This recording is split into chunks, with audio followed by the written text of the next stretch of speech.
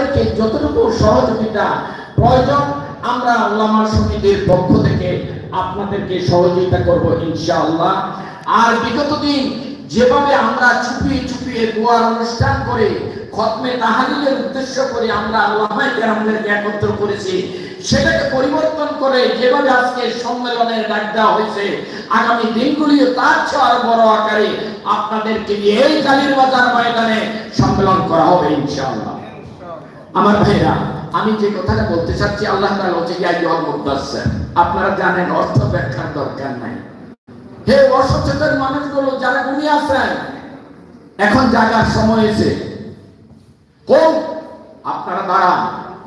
আপনাদেরকে দাঁড়ানোর জন্য আজকে বিগত 16 বছর পরে এখন ব্যবস্থা করে দিয়েছেন কি দেন নাই?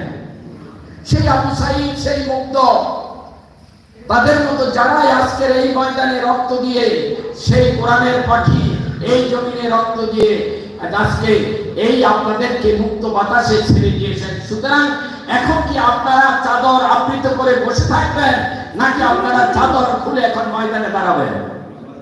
আপনাদেরকে আমাদেরকে ময়দানে দাঁড়াতে হবে, এটা আল্লাহ তাআলা নির্দেশনা করুন।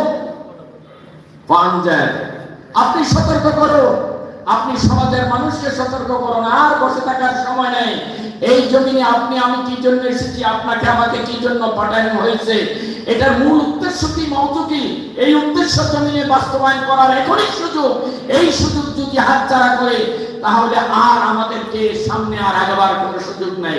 সুতরাং সেই জন্য নাকিমুদ্দিন ওয়ালা তাতাফাররাকু ফি, এই জমিনে এই দিন প্রতিষ্ঠা করার জন্য আপনাকে আমাকে একত্রিতভাবে ঐক্যবদ্ধ হতে হবে। এখানে কোনো ফতুয়া চলবে না।